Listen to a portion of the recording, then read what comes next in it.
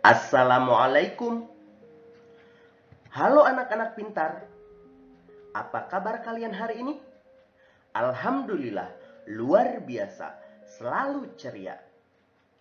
Jumpa kembali dengan Pak Warta di video pembelajaran secara online. Kembali Pak Warta mengingatkan, bagi kalian yang belum subscribe, tekan dulu tombol subscribe-nya.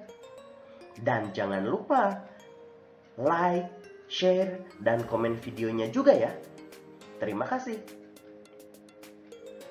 Memulai pembelajaran hari ini, mari kita berdoa bersama-sama menurut agama dan kepercayaan masing-masing. Berdoa dipersilahkan.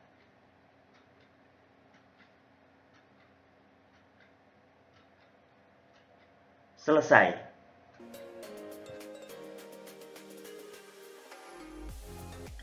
Anak-anak pintar, adakah di antara kalian yang bercita-cita menjadi seorang dokter? Sebenarnya, sikap apa saja sih yang harus dimiliki oleh seorang dokter?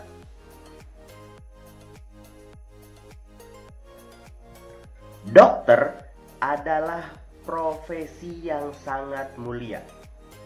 Ujung tombak dalam memberantas virus di masa pandemi seperti sekarang ini. Di dalam bekerja, kita harus memiliki sikap melayani, disiplin, rendah hati, dan bekerja dengan sepenuh hati. Kita bisa mempelajari nilai-nilai tersebut dari seorang dokter yang bekerja untuk masyarakat.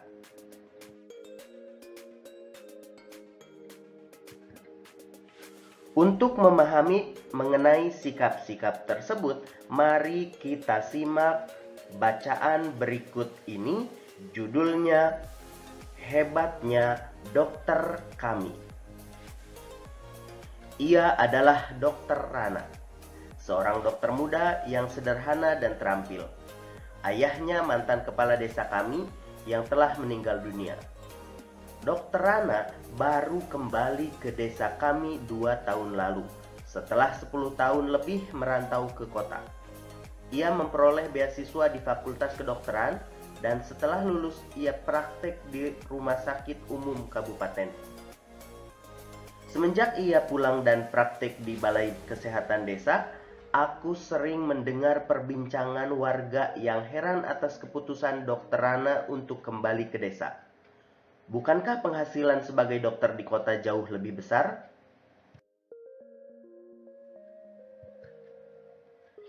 Pada ayahku, Dokter Rana bercerita bahwa cita-citanya menjadi dokter dulu muncul karena melihat kesadaran hidup sehat masyarakat desa yang sangat rendah. Sungai dipakai untuk mandi, mencuci, kakus, lalu airnya dikonsumsi. Hasil bumi dan peternakan tidak dimanfaatkan untuk membentuk pola makan sehat. Warga lebih suka menjualnya ke kota, dan uangnya dipakai untuk membeli makanan instan. Selama praktek di kota, Dokter Rana terbayang terus kondisi desanya. Ia merasa bahwa seharusnya ilmu yang dimilikinya sebagai seorang dokter bisa bermanfaat untuk kampung halamannya sendiri. Jadi Pak Andri, saya ini pulang untuk memenuhi niat saya ketika menerima beasiswa, yaitu menyejahterakan warga desa tempat saya lahir dan dibesarkan, ujar Dokter Rana pada ayahku. Sejak pulang, Dokter Rana memang aktif membina para remaja dan keluarga muda. Ia memberikan penyuluhan tentang pentingnya mencuci tangan, memasak air, pola makan sehat, dan imunisasi. Baginya, generasi muda adalah perantara terbaik untuk menyampaikan misi meningkatkan kesadaran hidup sehat masyarakat desa. Sebagai anak kepala desa, Dokter Rana sering mendengar cerita almarhum ayahnya bahwa banyak warga takut berobat karena tidak mampu membayar. Tak ingin hal itu terjadi, maka diumumkannya bahwa warga dapat membayar jasanya dengan sampah. Ya, sampah. Sampah kering jenis apa saja yang bisa didaur ulang. Botol plastik, botol kaca, koran bekas, bahkan kemasan bekas diterima oleh Dr. Ana. Cara ini membuat warga aktif dan bijak mengelola sampah. Sungguh kreatif dan cerdas cara Pak Dokter mendidik warga. Seperti mendiang ayahnya, Dr. Ana menjadi sosok yang dicintai warga desa. Ia menjadi teladan melalui dedikasi, tanggung jawab, dan kerendah hatiannya dalam menolong warga. Apabila aku besar nanti, aku ingin seperti Dr. Ana. Akan ku kejar cita-citaku menjadi guru, dan aku akan kembali untuk membangun halamanku.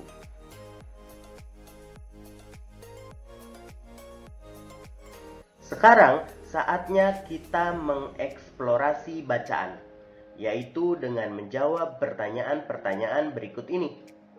Pertanyaan pertama, apa yang dilakukan Dr. Ana untuk warga desa? Jawabannya, Dr. Ana membuka praktek di Balai Kesehatan Desa. Warga yang berobat dapat membayar jasanya dengan sampah. Yang kedua, mengapa Dr. Ana melakukan itu? Jawabannya, hal tersebut bermula dari cerita almarhum ayahnya. Menurut ayahnya, banyak warga yang takut berobat karena tidak mampu membayar. 3. Apa dampak dari hal yang dilakukan oleh Dr. Ana bagi masyarakat? Dengan pendekatan yang dilakukan oleh Dr. Ana tersebut, akhirnya warga menjadi berani berobat dan warga menjadi aktif serta bijak dalam mengelola sampah. Dr. Ana pun menjadi panutan dan dicintai oleh warga desa seperti halnya mendiang ayahnya. Pertanyaan yang keempat, hal-hal baik apa saja yang bisa dicontoh dari Dr. Ana? Jawabannya, hendaknya kita mencontoh tanggung jawab dan kerendahan hati Dr. Ana dalam menolong warga.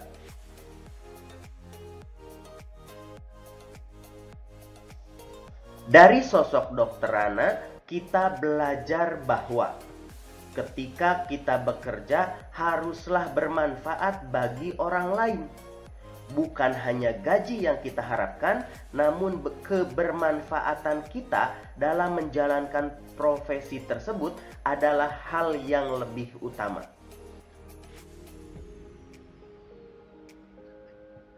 Untuk menjadi seorang dokter, juga harus memiliki sikap rendah hati dan menghargai orang lain.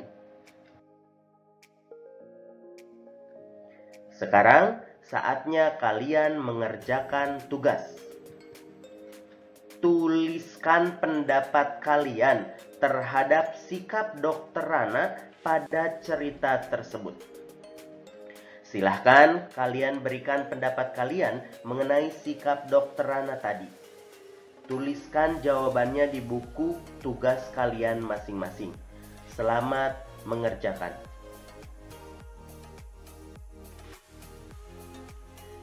Anak-anak pintar, tadi kita sudah menyimak bahwa Dr. Ana begitu peduli terhadap kesehatan masyarakat di sekitarnya. Hal semacam itu juga sering kita temukan di lingkungan sekitar kita. Sikap peduli terhadap sesama juga sering ditunjukkan oleh warga masyarakat pada saat melihat saudaranya terkena musibah. Mereka secara sukarela memberikan bantuan kepada para korban tanpa diminta ataupun dipaksa. Bencana longsor yang menimpa beberapa daerah di tanah air mengetuk hati warga masyarakat yang lain untuk ikut peduli dan saling berbagi. Bencana longsor mendapat perhatian dari para relawan. Mereka berdatangan dan memberikan berbagai pertolongan kepada para korban. Sikap yang ditunjukkan oleh masyarakat dan para relawan tersebut mencerminkan nilai Pancasila, khususnya sila kedua.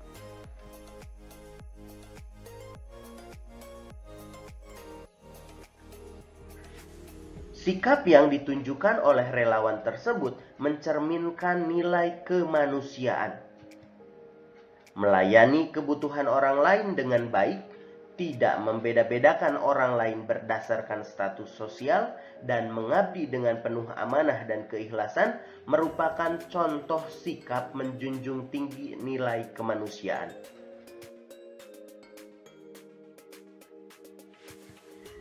Nilai luhur sila kedua dalam kehidupan sehari-hari bisa kalian tunjukkan melalui tindakan-tindakan berikut ini. Yang pertama, peduli terhadap penderitaan orang lain. Kedua, menolong orang lain yang membutuhkan bantuan. Tiga, memberikan sumbangan untuk kegiatan sosial dan kemanusiaan. Keempat, tidak membeda-bedakan status sosial antara orang kaya dan miskin. Kelima, ikut serta dalam kegiatan kemanusiaan. Dan yang keenam, tidak menyakiti orang lain.